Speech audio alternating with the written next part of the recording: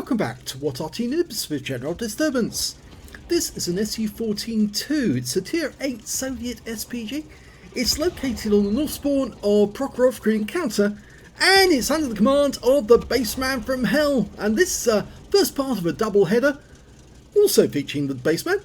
And this replay was one day before the following one. Game started. I can see straight away that he's got the 203mm howitzer on that SU-14-2, the school bus. And, well, he's the first one to get to the crossing. TS5 was kind of cut off. I think he wanted to go up there, but he's decided to go up by the other route anyway. The SU-14-2 is not the fastest of Artys, but it's certainly faster than the GW Tiger P. And, well, it was designed based on the original Arty, which was an SU-14, devised in the 30s, and the Soviets were so desperate for any hardware they could use to fight the war that they actually took the SU-14 out of storage and modified it a little bit. Unfortunately, the Bassman knocked that tree over. That could give a clue as to where he is, but I'm not sure that the enemy is counter-battering right now. Anyway, this is a good firing position. In fact, it used to be the best firing position on the north spawn of Prokhorovka until they made various map changes. Took away some of the bushes and now made it very difficult for him to hide. Okay, he's just positioning himself to get it right. Remember, this is an encounter game, so it's all about the cap, not about the territory and capturing the territory. And that's why there's a fairly even spread of the vehicles on both sides of the map. Well, we've already got a kill because one of the enemy lynxes has died. Rounds out the T10. Lands right in front of him for 261. Reload time on this one is 36.32 seconds. It's quite long actually. And this Arty does use vents. But it appears that Bassman is not using premium consumables on this vehicle. In fact, he's got a manual fire extinguisher, which is kind of antiquated because you have to press the button quick in order to put the fire out. But usually, if you Arty gets set alight, it's probably not going to last very long anyway. That's a direct hit on the KV-4. Nice shot, right into his engine bay. That's why I recommend that you use premium consumables on any Arty above tier 6, mainly because the increase in performance is so drastic that you can really make the difference in terms of the credits that you can earn by hitting more of the enemy with each shot you fire.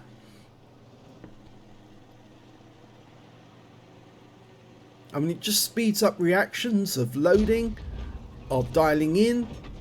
It just massively improves the Arty performance. 430 off that one. Nice shot right into the side of the vehicle. I'm sure that heavy tank driver at this moment is feeling a bit miffed that he's totally stunned all the time. He's down to just 230 hit points now, which makes him a one shot, so I don't think he's going to last very long. That's why he's pulling back right now, because he knows full well that his time in this game is very limited, and Bassman's shot will probably put him out of the game, but it didn't. It was actually the M40, M43 that got him in the end. Okay, so Bassman selected a new target, the Centurion 7-1. You can see he's favouring the overhead method, which not a lot of players play nowadays. A lot more play Battle Assistant than overhead, but it's old school overhead view. The reason why so many people choose to use Battle Assistant is because of topography. You can actually see the folds in the land and the map, and sometimes you can also see what the obstruction is that's actually causing your shell not to hit the target. It's very difficult to see that on the overhead view, except by obviously where you get the red line appear. Now he's aiming just ahead of that Centurion, but who's obviously going to pull forward. There he is, but he is a splash kill. Instead, he's decided to go for the Ferdinand. Rounds out. Direct hit, 406. Well, he would have taken the Centurion 7-1 out of the game if he'd shot at him, but the Ferdinand's actually provided him with more hit points of damage, And of course, hit points equals credits and XP. So by selecting a target that had plenty of hit points to give up, he was actually ensuring that he would earn more. I think he was having a quick check to find out what that T-34 was doing. Okay, we're getting a request to shoot at that E-75, but they lost sight of him. There's the Centurion 7-1 going down to our M40, M43 again. That's 2 kills that guy's got. He must be very happy that he is getting lots of business.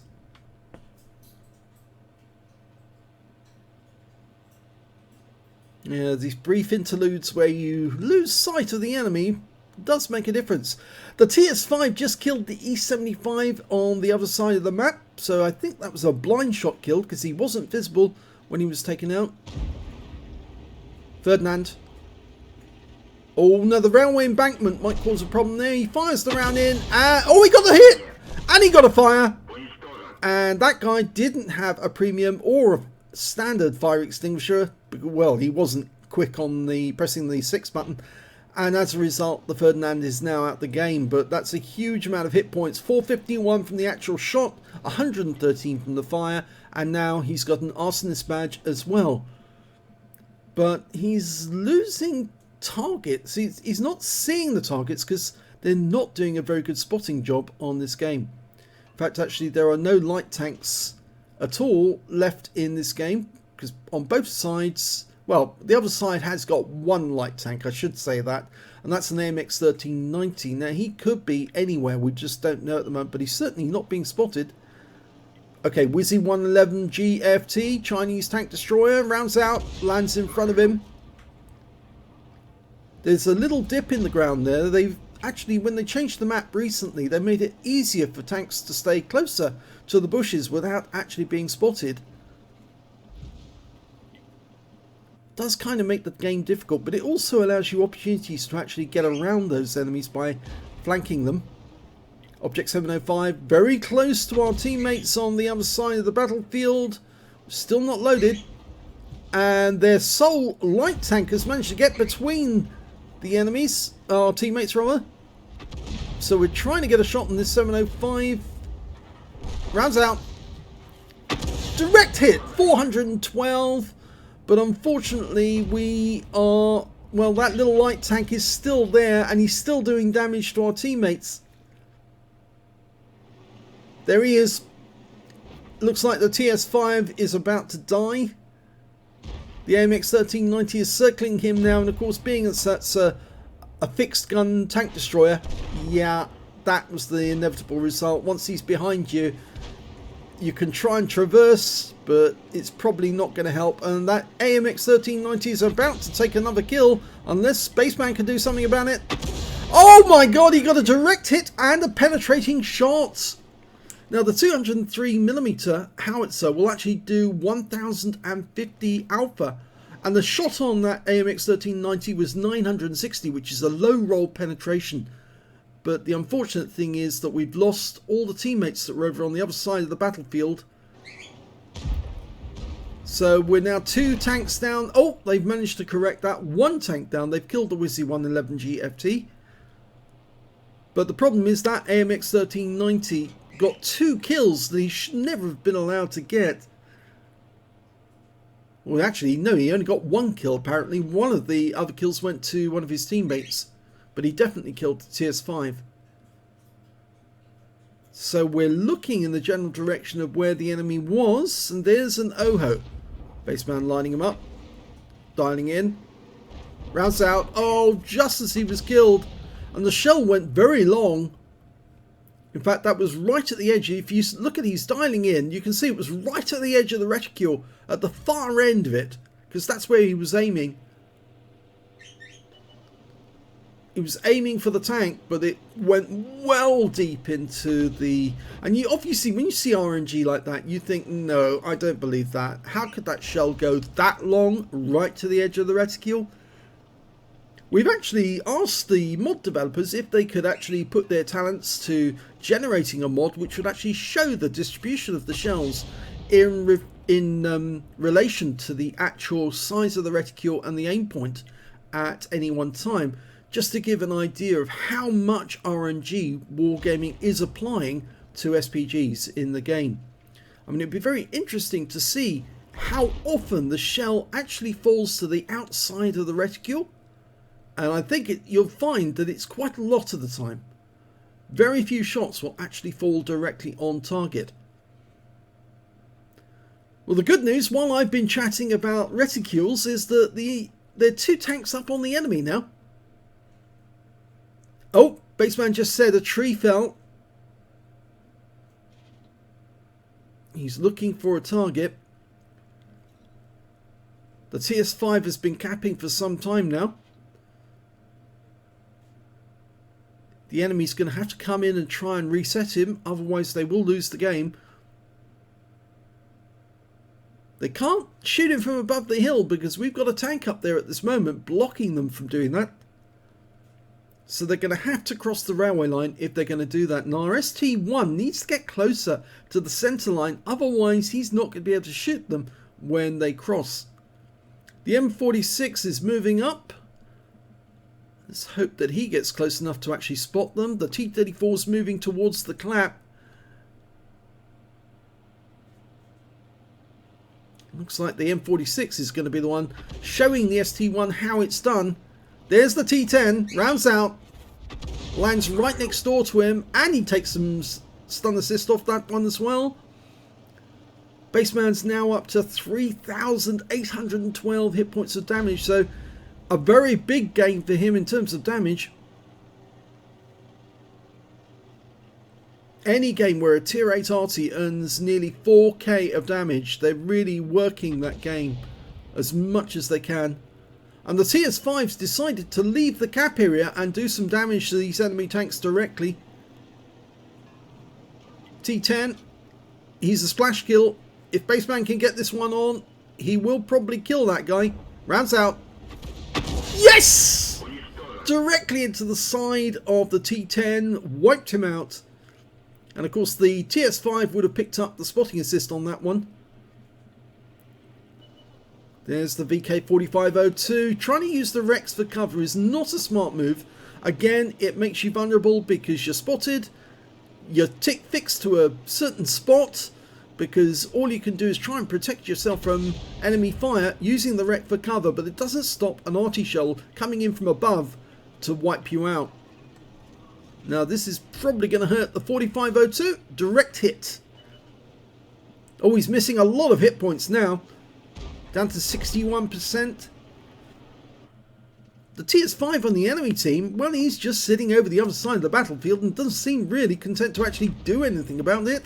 I think he's sniping from long range and, well, he does have a 120mm gun, but even so, firing at that range, you are going to get some inaccuracies. Even he's going to have difficulty trying to get the shells on target if he's shooting from one side of the battlefield to the other. And here comes the 4502 again. He's lining it up.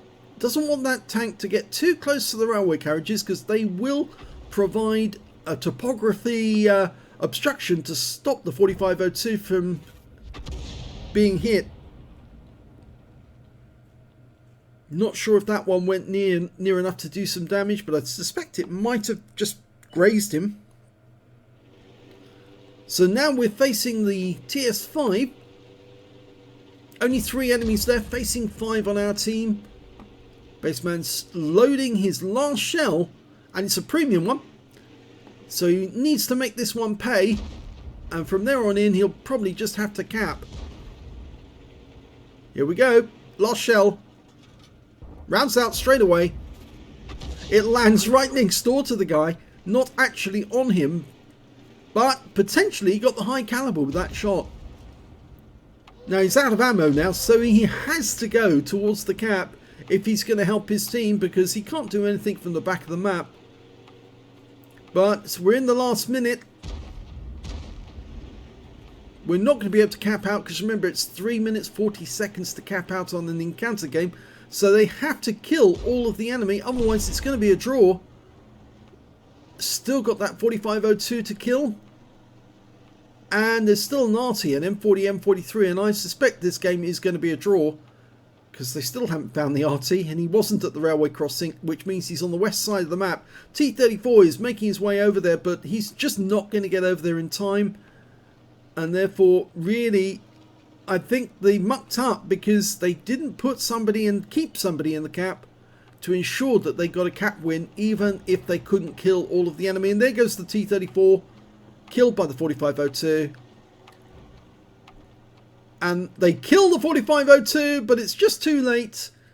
And it's a draw because the enemy Arty is still alive. So that's the end of the first battle. Let's have a look at the second one and see how Bassman gets on in that one. And here's the second replay. And this time, BassmanFromHell is on the southwest spawn of Karelia. Game on. Well, you may have noticed his camo changed.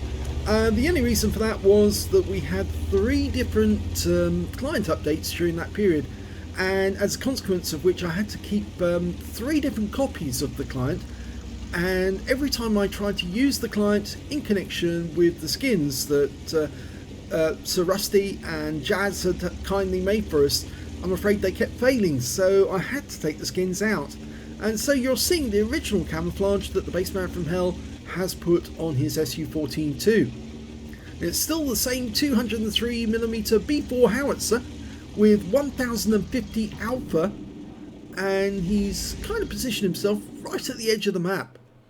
Now his first target is over the other side of the southern pass. It's the tank destroyer position, just behind the rock. He fires a round in, stays to have a look and see what happens. And now we've got a real big battle going on. Now's the time I would use the premium ammo, because there's a whole bunch of enemy tanks all together. He's having a quick look to see what's down below as well.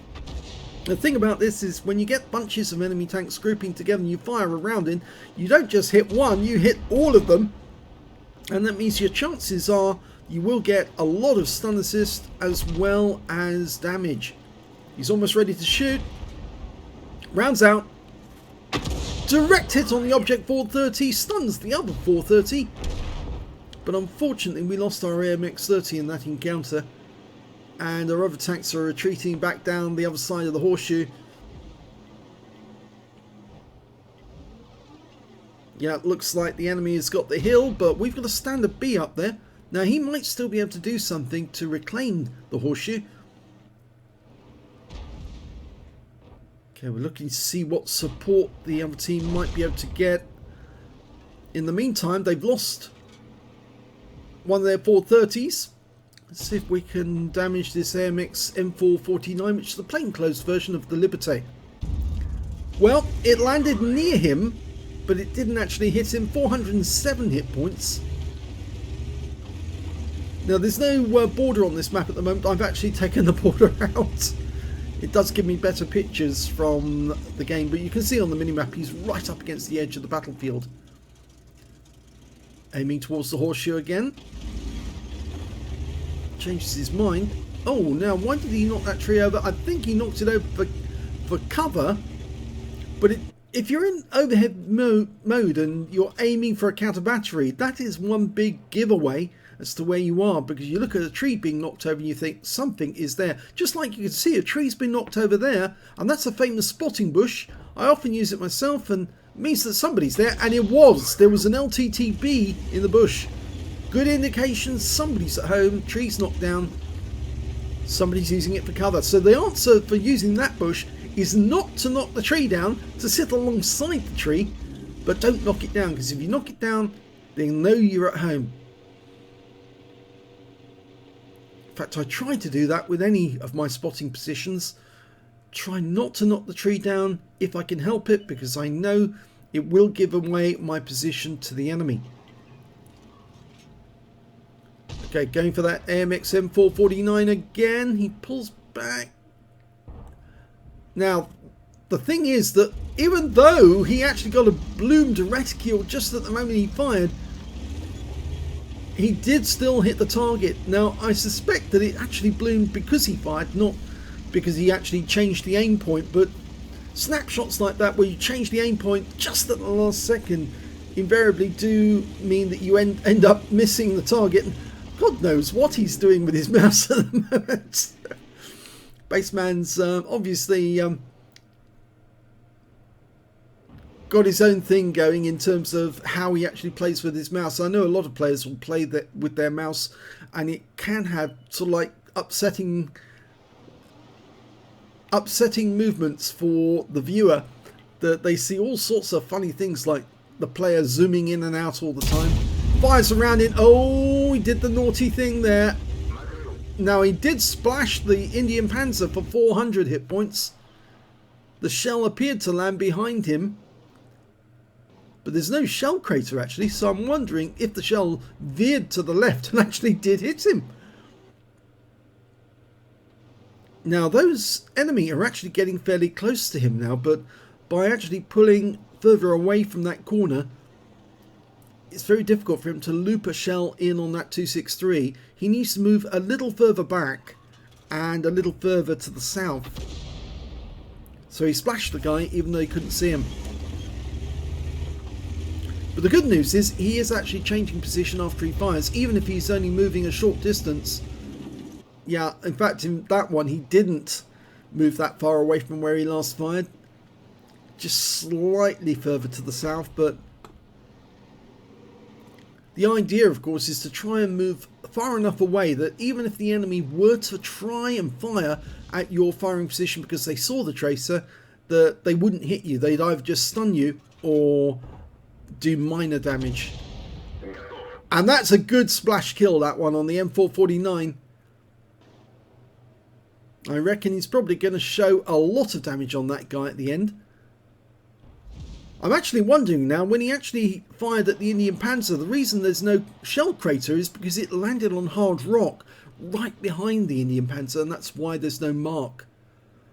Of course, we just saw that Black Dog go through the picture, but a Wizzy 120 is coming up on him, and he's now had to retreat back down into the dip. So our EBR's holding that Indian Panzer there. Oh, and oh, that was a mutual destruction. But he killed the Indian Panzer with splash. So that's 2 kills now for the Bassman. But that Centurion 7 is getting mightily close, and well, he's decided to seek the cover of this rock just for the meantime. Doesn't want that guy to get too close. He's skirting around the edge of the hill where the cap area is on. So we're now aiming for the 263, nicely tight, rounds out, lands right in front of him, but it's a nice bit of damage, 365. He's already up to 2k of damage, and half the enemies are dead. So he's got plenty of potential for more damage in this game. Now I guess he doesn't really want to come out from behind that rock now, because the Object 263 is close enough that he might be able to spot Bassman if he's not careful. So hiding behind the rock is probably a good idea. Either that or pulling over to the back side of the cap area. Fires another one in. Goes long this time.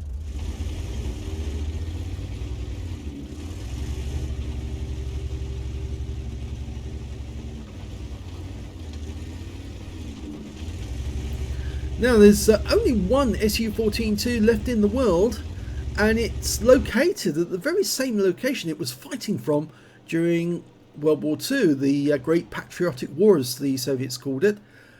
Kubinka, the tank museum, the Russian tank museum. They've got the SU-14-2 there, and it was from Kubinka that they used to fire at the Germans.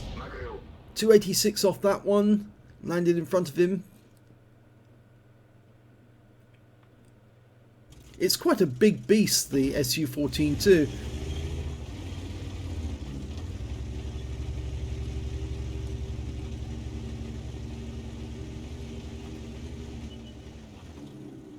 Of course, most of you probably know that it was actually designed off the hull of the T-35 Soviet heavy tank.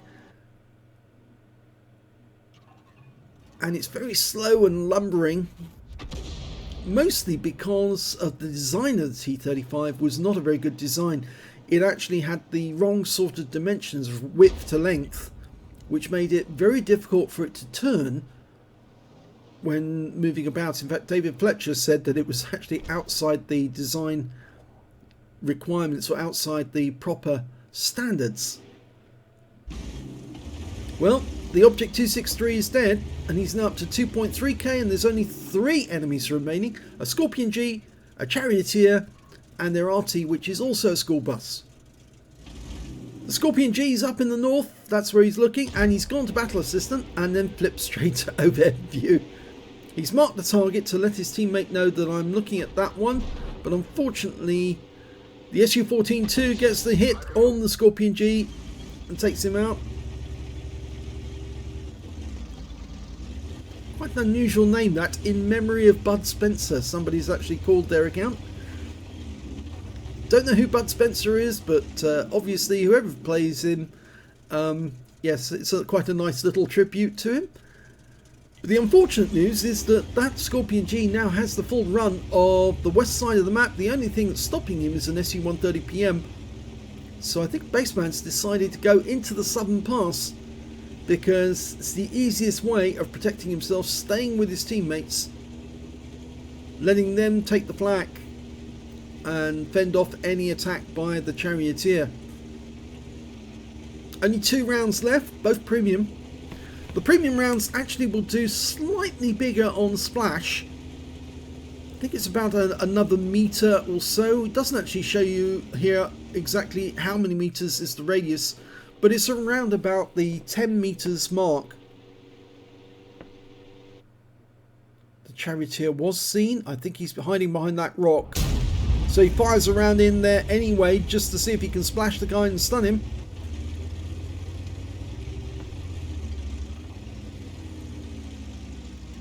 So this is his last round of ammo.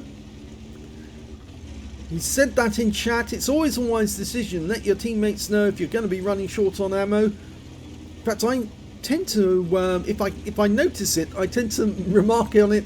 3 rounds to go, 2 rounds to go, 1 round to go, and then obviously once I'm out of ammo, I press the C button and it says out of ammo. And at that point, all you can do is spot for your teammates or cap.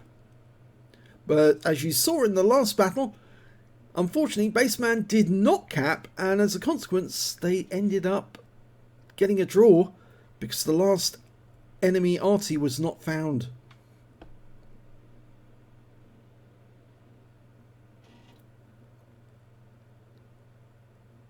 Well, they've taken out the Tiger 2 on the enemy team.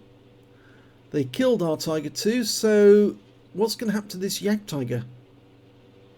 It's 3 versus 3 now. Ah, there's one of the enemy. It's the Scorpion G. Oh, he got a big hit. Splash kill. Can he get a splash kill with this one? He's getting close to the rock. Rounds out. He tried to get that one right on target. He killed the Scorpion with his last round. But there's still 2 enemies out there. With 2 minutes 28 seconds left on the clock. He's going to have to keep moving until he gets to the enemy cap. And unfortunately, the Charioteers suddenly found our teammate in the Yak Tiger, and they're having it out together. All he can do is watch now as a spectator. The SU-130PM is moving towards the cap as quickly as he can. Bassman's decided to change position, but I think he needs to just drive and keep driving until he reaches the enemy cap area. He probably won't reach there in time. But you never know. If the Yak Tiger defeats the Charioteer, they might just have enough time to cap with the SU-130PM, and oh, we lost the Yak Tiger. So it's a good job he didn't go along the southern pass, because that might have been the escape route for the Charioteer. Let's see if the SU-130PM can take out the Charioteer. In fact, actually, there's some pretty ripe language in chat from the Yak Tiger. Yeah. In fact, Bassman did say, I cannot help you, no shells left in chat. And we've lost the SU-130PM, which means now Bassman is the last member of his team. And now is the time for him to hide, because if that Charioteer finds him, or the SU-14-2 lands a round on him, then they would lose the game. So the best thing for him to do is hide and let this one become a draw. He can't get to the cap in time to cap out. There's not enough time anyway. It would take 1 minute 40 seconds, and the charioteer would have him for breakfast if he saw him. He's a huge big Arty. All he can do now is hide. The enemy can't cap. They really don't have the time. So they're desperately trying to hunt him right now. And he's nicely ensconced inside that bush. You're going to have to get pretty close to discover him. Yeah, absolutely covered on one side. The side that matters. I don't think the enemy are going to find him. 5 seconds. He's done it. So it is a draw again. That's 2 draws for the Bassman from Hell. Oh, but how did he get on in both those battles? Let's have a look at the results for Prokhorovka first, and then we'll have a look at the results for this battle. Well, we can see the Prokhorovka battle was very good for the Bassman from Hell, apart from the fact they didn't win the game because, of course, nobody capped. Well, they stopped capping, really, when they should have kept capping all the time. He got his first ace tanker in the SU-14-2 in that game, which is pretty surprising. I think he's actually moved on quite a long way since then, because this was May 2020. Yes, I'm sorry, but there are a lot of replays from the past 3 years which I just haven't got around to doing yet, and this was one of them. And he also got an arsonist. As you saw, he set fire to one of the enemy tanks, and they burned to death. I think if I remember correctly, was that the Ferdinand? Yes, it was the Ferdinand he set light to. And he also got a bruiser medal for getting at least 5 critical hits. He got 16. A Gauze medal for doing more damage than 8 times the hit points for his own vehicle. That's a nice little epic medal. A high caliber for dealing the most damage in the game. And also a Confederate for hitting more of the enemy than anyone else in his team. And his win rate was quite high, 7,316, which is a nice, decent score, comfortable score, a lot of damage. And you can see he actually ended up doing 5,268 hit points of damage. That's why he got the high caliber. But he also easily got the Gauze out of that one as well. The next highest scorer being the TS5 on the enemy team with 3,899.